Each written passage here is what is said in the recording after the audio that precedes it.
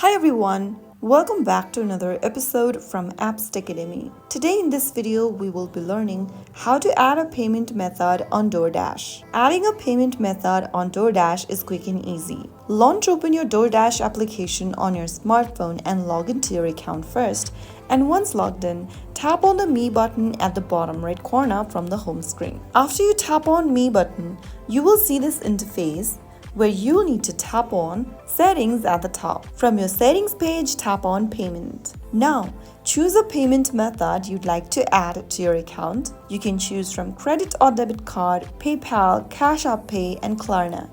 Choose any one payment method. I'm just going to choose credit and debit card option. Now enter your debit card and credit card details or other choices, credentials, and then finally tap on Save. This will then save your payment method to your account.